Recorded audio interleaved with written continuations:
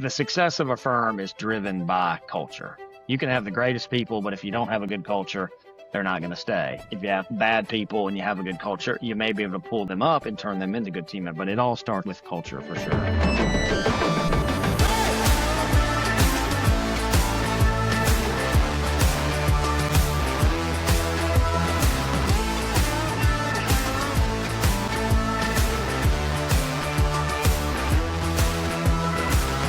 Most firms survive, the best ones scale. Welcome to the Managing Partners Podcast, where law firm leaders learn to think bigger. I'm Kevin Daisey. Let's jump in. Well, what's going on there, everyone? Welcome to another episode.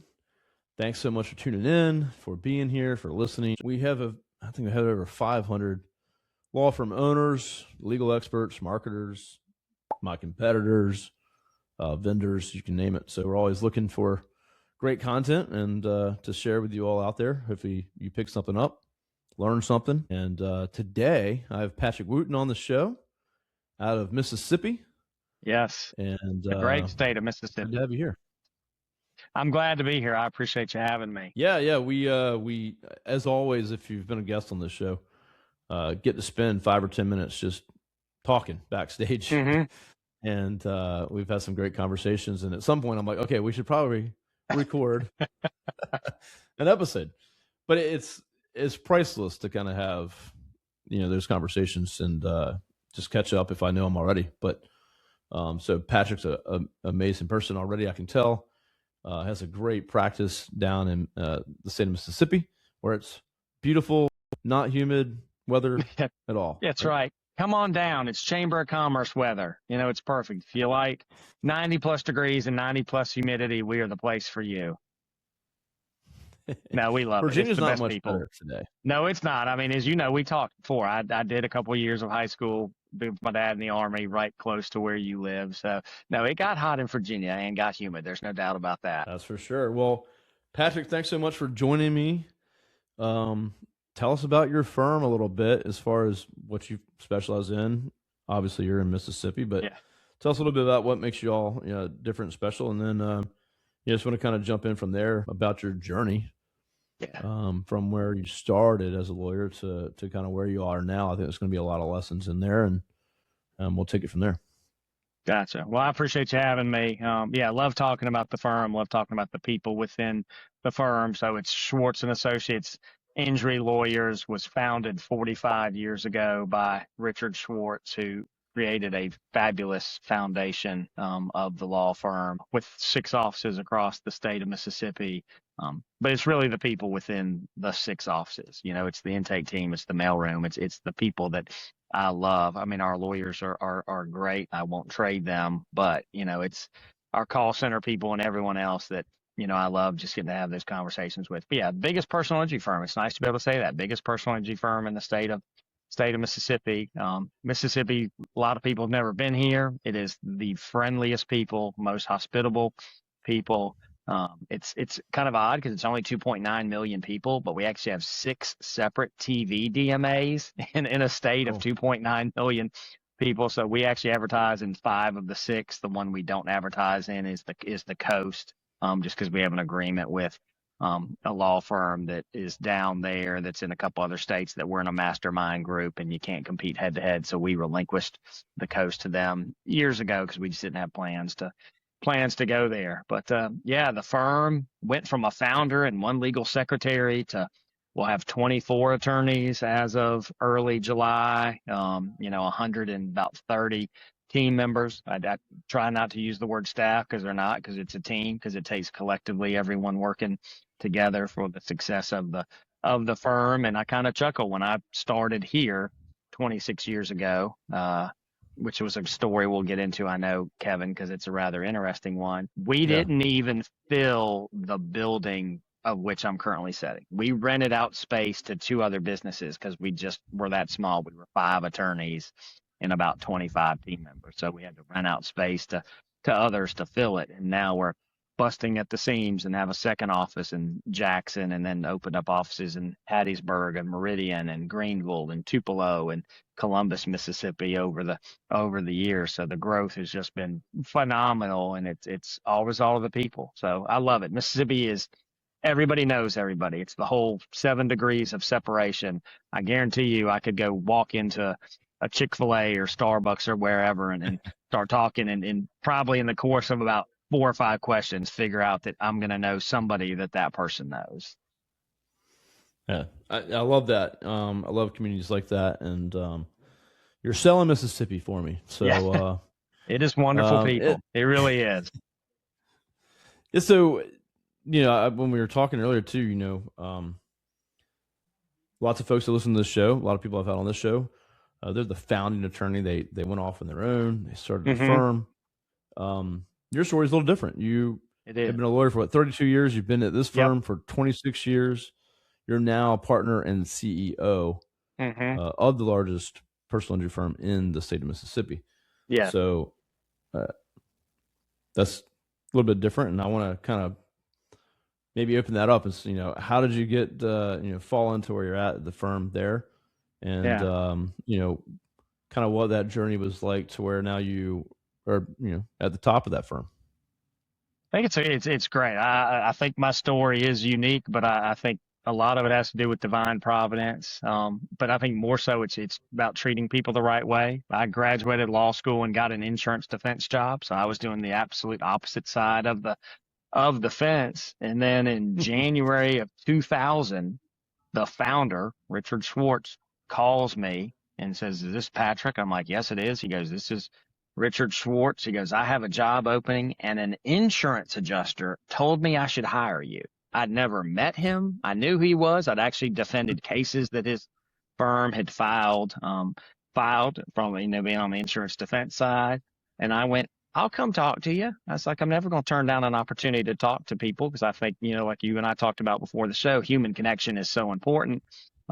So we talked, and then we talked some more and some more and some more, because I didn't start till July 1 of 2000. So it actually took me, a few months to make the decision that it was the right move for me to switch from one side of the legal fence to the other, and really getting to know him and getting to know the folks that worked at his firm. And so made the switch, best decision I ever made, other than, marrying my wife. And so it just ended up being fabulous. And then just through, hard work and great opportunities, the whole time I was here, I was also in the Mississippi Army National Guard, which I had been in since 1991. So I had that background, and Richard was really appreciative of that. But yeah, just kind of worked my way up. And as the firm grew, we had to, take on different roles, and succeeded in those, and became a partner almost a dozen years ago. And then actually first became the COO in 2019. So I actually became the COO of the firm in 2019, and then became the CEO of the firm on March 1st of 2025. And I think it's just a lot of it. It's Richard trusted me back in the day of making me COO. My other partners, when the transition took place in 2025, seeing my track record and seeing the successes that we had and the growth we'd had at the firm under, my guidance. And because I'd had my hand on everything, I just had a great understanding of the big picture of the firm, and knowing where we'd come from, what are the things that we were doing great, what are the things we needed to, make adjustments on to just tighten it up. And so it's been a wonderful 16 months now that I've been the COO. So things are going, very well, and, love the partners I work with, and love the people within this building and the other 6 buildings across the state. Yeah, that's awesome. That's amazing for folks to hear. I think where I feel like a little bit more now. It's folks either jump around to different firms, or they go start their own firm. But just good to hear the stories of got into a great place. Yep. Stayed there, stuck it out.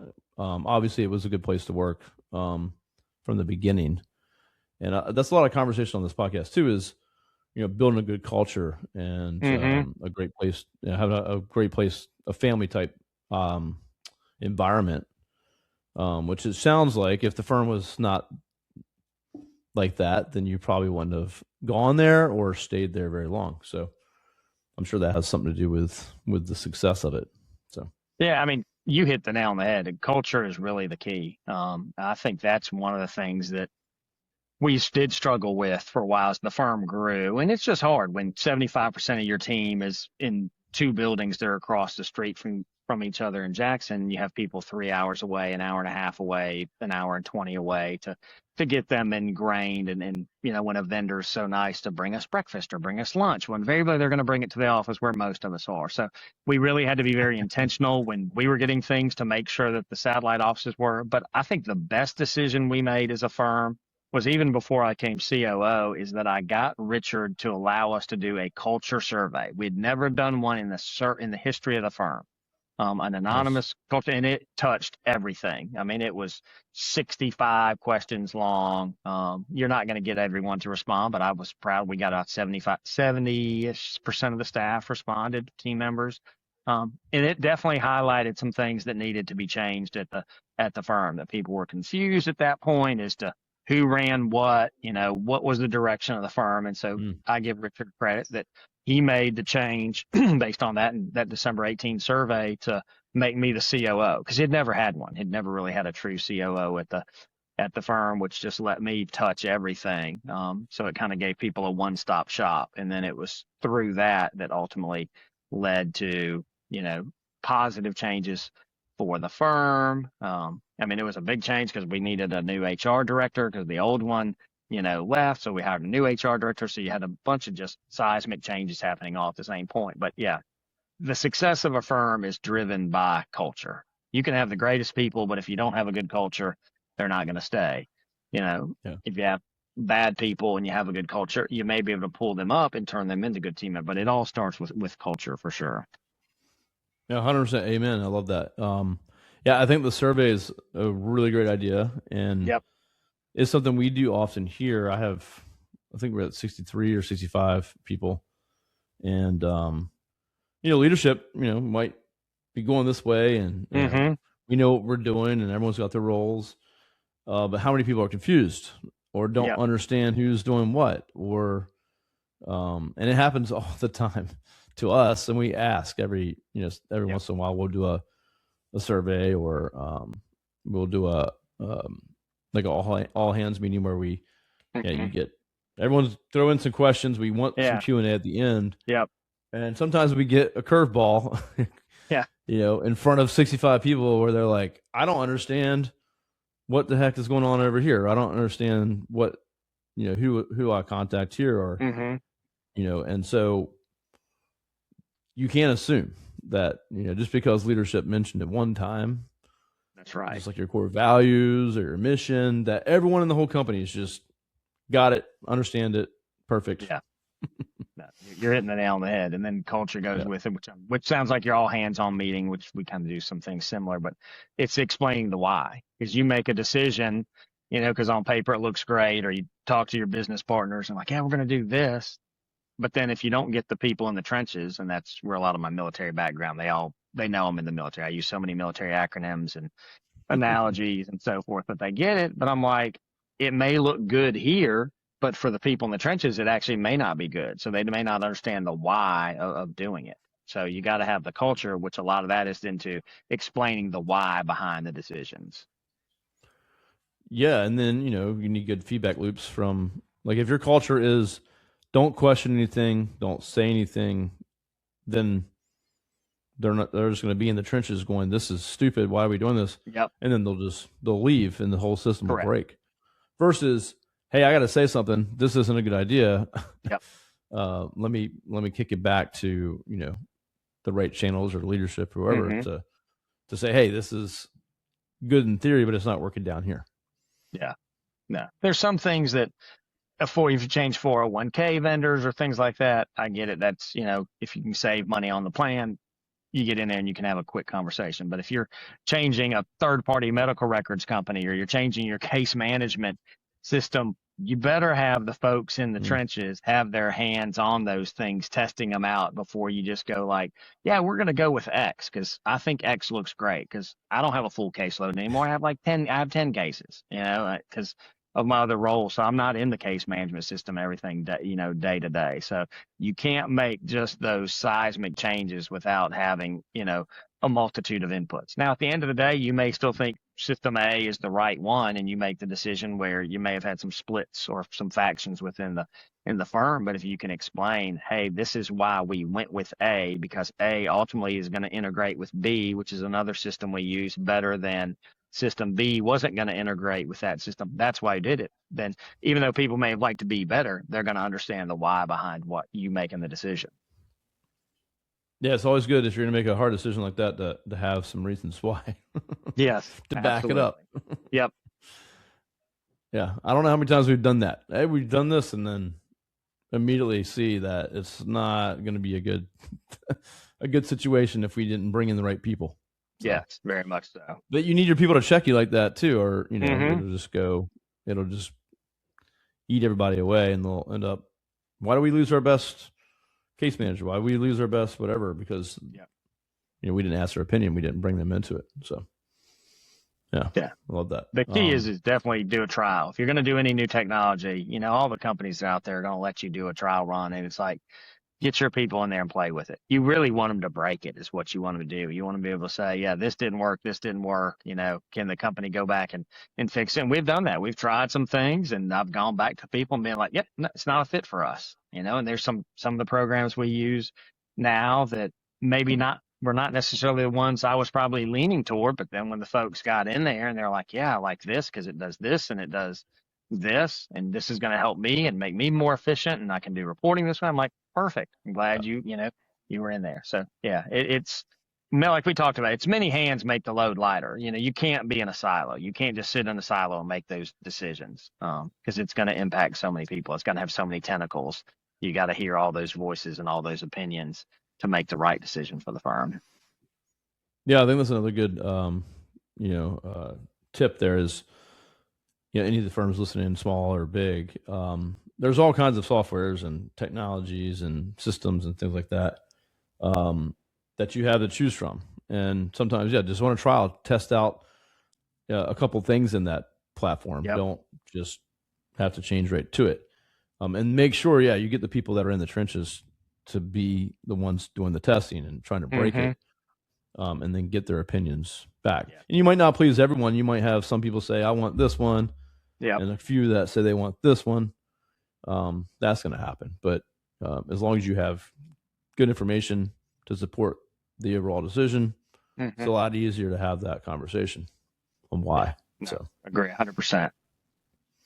A couple things you mentioned earlier, offline and recording. You mentioned a mastermind. You said you had some kind of deal with that. You stay out of their market. What mastermind is it? Something that people know about? Is it private?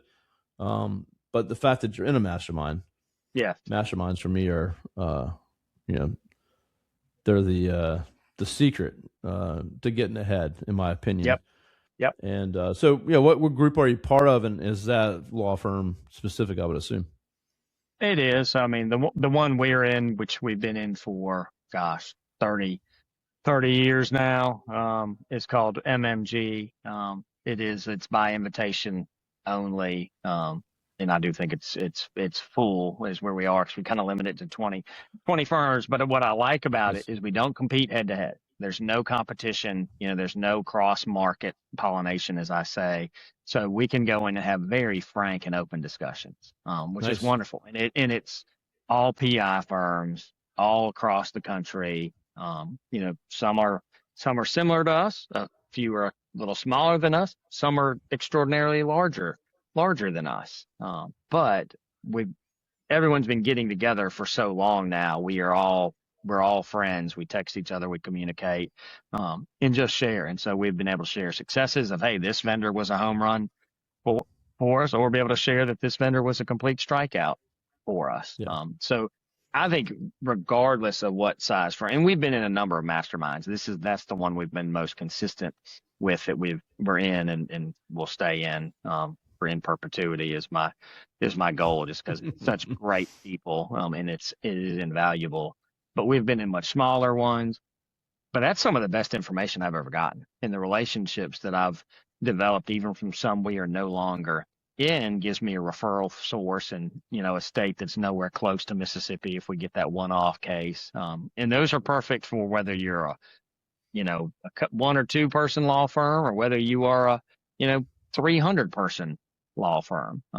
Because you get there, as long as you get the right one. And there are some wonderful ones. I mean, I know Mike Morris has his, and Mike has his, and I know Mike. I'm not in any with Mike, but I know Mike very well. Actually, my former marketing director is the COO now of his, not law firm, but of Fireproof. Fireproof. So, I mean, she's the COO for the Fireproof side. And Mike does a great job. His law firm COO is amazing. I mean, Pilma's one. Hughes and Coleman has one. It's called M&L. They've got one that actually I'll be attending in July for the first time, as we've got invited to it. And then we've been in some other, been in one with Rob Levine. Rob does a great job. I think Legal Ascend is what I met Rob a number of years ago in a different mastermind, and we hit it off because he was ex-Army.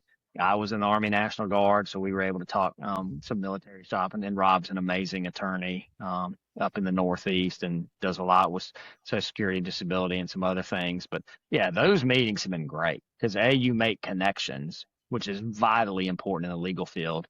But you also, if you get the right one and people are honest, you're hearing successes and failures. And there's some things that I write down notes, pages of notes at every time I go to a meeting. And most of them meet in person probably twice a year. And then the really good ones, you have some follow-up Zoom meetings, so you can have some accountability or some other things. And it can't be too big. You don't need one that's 50 firms, because then it's just too big. So you got to find one that's probably 15 to 20 firms. To me is kind of the perfect size that you get there. But yeah, masterminds, I live for those. I think they're the best thing that law firms have invented as a way to share information and help strengthen each other. Yeah, no, without a doubt. And there's a 8-figure firm, which is my good friend Louise Scott started. There's How to Manage a Small Law Firm. Mm-hmm. There's a ton of groups out there. Yeah, Ken Hardison's Pilma. Yeah, they just had their meeting. Yep. Yeah, so there's a ton of great groups out there, and I would tell, and a plug for mine. I have this is the Managing Partners Master podcast. Yeah, I have the Managing Partners Mastermind.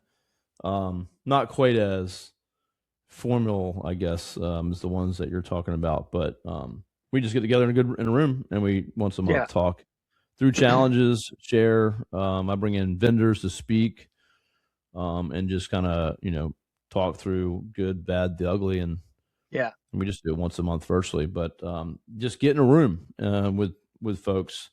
Start your own mastermind. You could get other law firms in your community that you don't compete with, and you can start your own. But I think the power of the mastermind is invaluable. So I agree 100%. Obviously, you all have been in one for 30 plus years. Yeah, so yeah. You see some value in it. So. Well, it's fun because in those you've seen founders retire and transitions that have that have taken place in firms, and so you've seen the successes of them. So it's fun to there's one firm in it that's now on its like 3rd generation of ownership of the firm, and they're absolutely fabulous attorneys. Consider all the partners of that firm very good friends. So yeah, it's just invaluable to be able to have those conversations, and the legal world's changing exponentially, between AI and private equity and everything else. Yeah. It's nice to be able to, just throw ideas and, hey, have you talked to this vendor? Do you work with this vendor? What are you hearing about PE right now in the marketplace? And because you keep hearing about, all right, this firm got bought out and it was this amount, but then you talk to somebody else and they're like, yeah, they got bought out, but it was a different amount. And trying to find the truth somewhere there in the middle to get the real, facts on the ground. Yeah. I mean, yeah, to your point, it's nice to have that place, that confidential, room of people to bounce ideas off of, ask what they've heard. It's like you have your own little, your own little CIA group, right? So, It's a good No, thing to I have agree for 100%. sure. And confidentiality is the key. Is you want to be with people that you can trust so that you can be, open and honest when you're sharing, information about, this is what we're paying. This is what we're doing for leads. This is how we're doing. This is the cost of things. These are companies we like, companies we don't like that, no one's going to go back and be like, yeah, well, I just did the mastermind and Patrick said they really don't like y'all. Confidentiality is 100% the key between the success of these meetings. 100%. Whatever happens in that room should stay in that room Exactly. It's like what happens in Vegas you've stays gotten in Vegas. permission. Yeah. Yeah. I agree 100% with that. Well, so yeah, anyone out there, if you're not in a mastermind and you own your own firm, you just started your firm, you might, go find one. There's plenty. Yep. And there's tons of options out there. So find what's right for you, and there's not a shortage of people that will welcome you into the group. So, and they don't have to be that expensive, and they're they're not really that expensive. There's enough options out there that, find one that's going to fit your budget, and then hopefully you learn successes from it, which will grow your firm.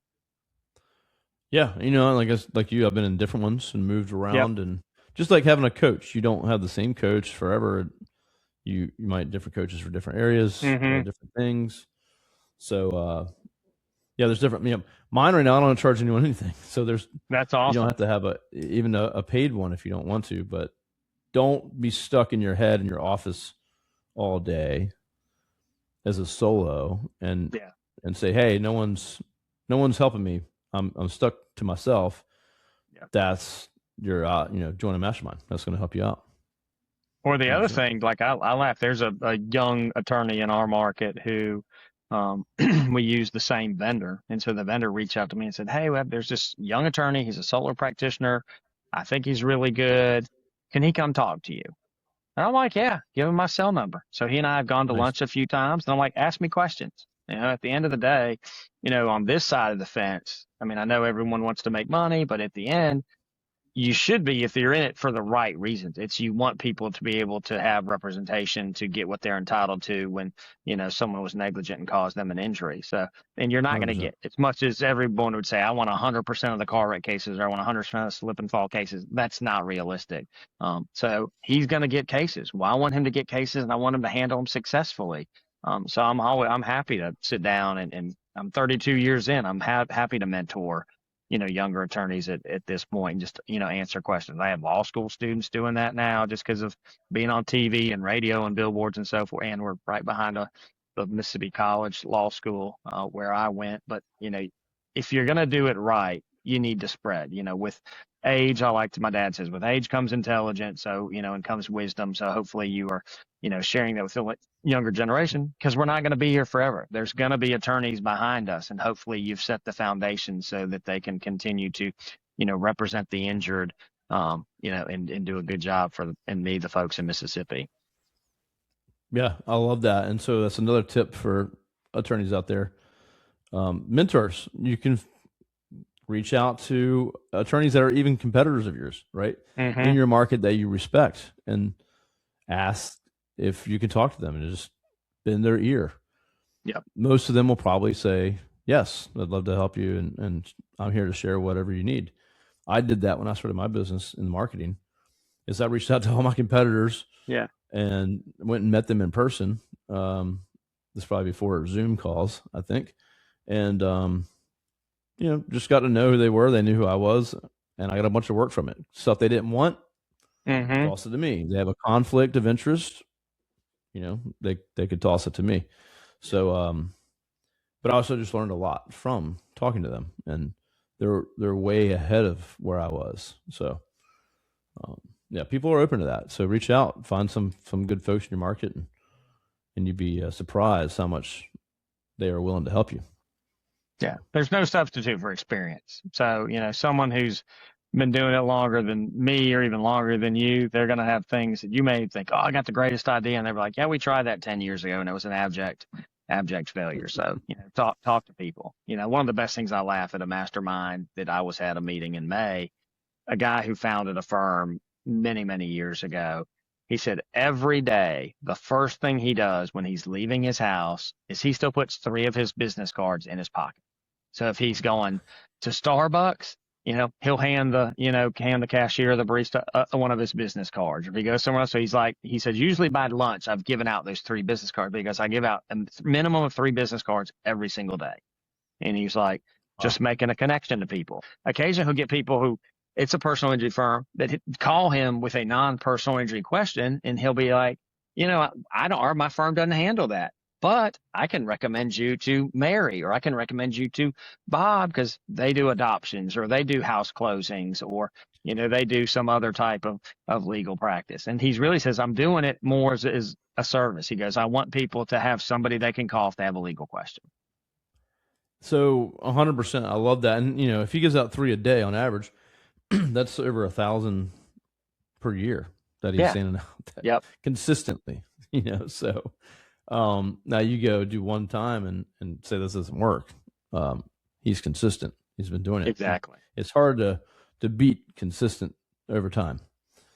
So when we were talking before we were recording, this kind of ties in with that.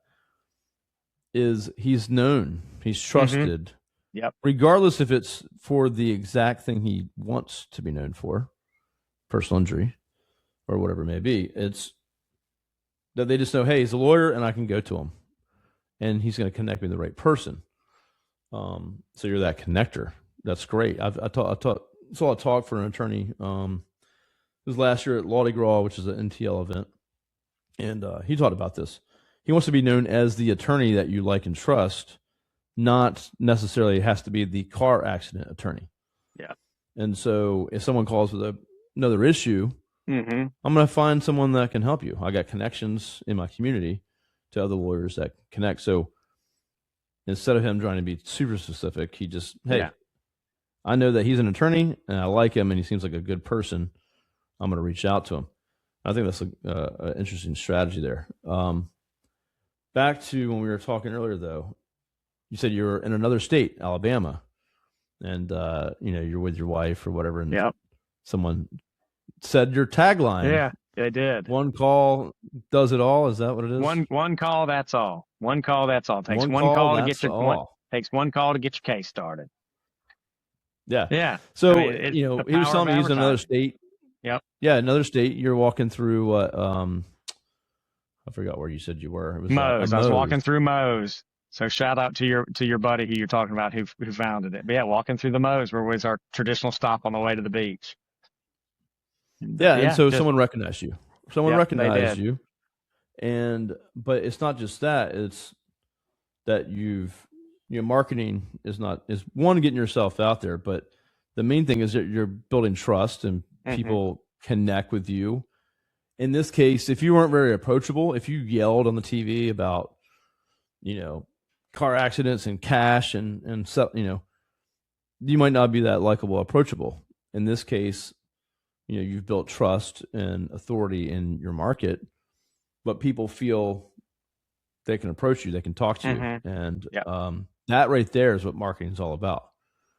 Being that person to say, hey, I'm going to go say hi to that guy because not that I just saw his stuff, but I feel, I feel like I can trust this guy and ask him, a question or, approach him or whatever. So it's a really good job that you've done with that.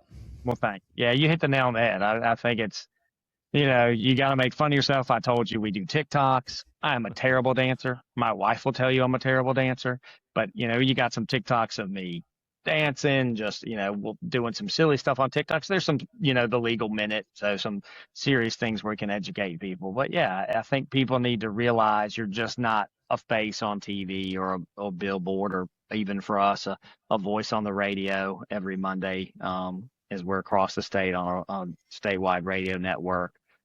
That it is okay. Like I talk about my wife, my kids. We talk about hobbies. Like earlier, talked about like getting the first peppers off my pepper plants. Earlier in May, and how they're doing. And my daughter's played softball forever, so the softball season, it's weird in Mississippi. Private school softball season starts July 31st. They want to pick the hottest time of the year to go play softball games. And goes through the beginning of October. But, for all these years, I've talked about her and being at games and cheering, and when she was on travel ball and all those things. And my older daughter was on the dance team. So you talk about that. So they realize it's like, okay, he's a family man and all those things. And you have to be. I actually was talking to an attorney over the weekend. And I said, look, what do you do for advertising? Because it's a relatively small firm. He's from a different state. And I said, regardless of what you do, you have to be authentic. You can't get up 100%. there and fake it. You have to be who you are, as a person. And I said, I can kind of talking to you, you are, more somewhat soft spoken.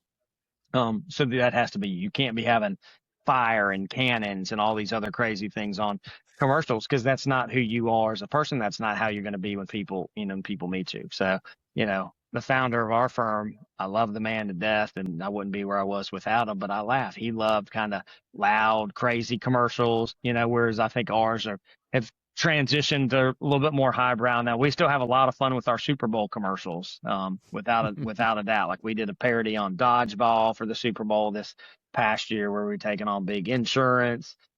We did a bowling spot, kind of a takeoff on the Big Lebowski for the Super Bowl 2025. So you still have some fun, that's out there, but it's still authentic to who I am, because I love sports, I love competing. So they tie in there, and people have come to realize, Schwartz is actually going to have a really fun Super Bowl commercial, because that's what we've done for 4 years, and they're a blast to go film. But be who you are when it comes to all your marketing efforts. No, 100%. I love that. Yeah, don't try to come up with something that you're not. People are going to sniff it out, and it's, again, it's a gimmick is like something you're trying to do to just get seen and views, but marketing, all forms of it, it's just building that consistency, that trust, right? Just like the lawyer you told me about, the business cards. Yeah. Always shows up, consistent, will connect anybody and be helpful. And people know that know him. Yep. So if you can do that, and then, you're on radio, and it's also being just in a lot of places. And unfortunately nowadays with search and AI and how people find a lawyer, you can't just be in one place. You can't just do radio. You can't Correct. just do billboards. You can't just do SEO. You have to look at the whole strategy, but think about the trust factor as the main thing. Are we building trust? And if we're not authentic, or I'm trying to do something that I'm not, then you're eroding that trust potentially. So, And then another big thing we talked about with smaller firms is, go meet with big firms, and we do this some, and I know firms in other states do. If you're a smaller firm, go meet with them and say, hey, do you have cases y'all, don't meet your criteria, but actually is a viable case? And how can I become a referral partner? I mean, I know lots of firms have built a lot of success that way, which gets back into that mentorship and having, conversations. You have to be proactive and reach out to, the firms. Don't be afraid of the 600-pound gorilla. People think, and that's us. I mean, people think of Morgan & Morgan that way. I mean, we could go through each state and identify who are the, probably most well-known brands and the number one advertisers on TV and PPC and so forth. But, if you're a smaller firm and you're like, I can't compete, I don't have a 6-figure, 7-figure, advertising, budget. Well, those firms are going to have criteria of cases they take, and have ones that, they'll be happy to, refer out to you. You got to be prepared for it, and you got to do a good job, and you got to be accountable to the firm and be able to give updates and so forth. But that's a whole nother great mechanism for someone who's just starting out to develop that, relationship with firms that are bigger than them. No, I think that's a great idea. Reach out, because they're not going to reach out to you. They're doing their thing. And the other thing too, you got to updates and all that stuff if you're taking a referral. But guess what? You better be getting good at that anyway, because now you're in a business and your clients are expecting you to do exactly that. So maybe a good practice to get good at that. So yeah. Well, Patrick, I love everything you had to share. I think a ton of value in everything you shared. But one, rising up through a firm, becoming a partner, becoming a CEO, culture being a very big part of the success there. Masterminds, invaluable for anyone listening. Mentorship, referral partners. Yep. Being authentic. Building that trust, not just marketing for the sake of getting views. Yep. Those are all major things that have obviously made you all, the largest firm in your state. And anyone listening, if you just started your firm today, you can compete, you can be relevant, you can make a name. And I love the fact too, like reach out to the bigger firms and just ask them, get on the radar. They might say, hey, we're not adding referral partners for this right now, but stay on them, keep reaching out. And if not, they're not just going to, call you up and say, hey, can you take these referrals? So. Yeah, you're hitting it exactly on the head. You got to be consistent. You got to be diligent. Work hard. I mean, at the end of the day, this is not a 8 to 5 job. You're going to work some weekends. You're going to, have some 15, 18 hour days if you've got a trial, but you still got to have work-life balance. At the same point, don't let, there's the saying is the law is a jealous mistress. But you've got to balance. If you have family, even if you're single, you've got to balance time where you go visiting your brothers, sisters, family, aunts, uncles, get that work-life balance. And the nice thing is, one of the positives that came out of COVID, it's much more easy to be connected, to be, in Bora Bora, and you can VPN back into your office if you need to, or take a call, get a quick call on a golf course or pickleball court, or, wherever you may be. But you definitely have to, don't get burned out, because that is one of the biggest dangers to it, to attorneys, is that they just get in that burnout mode.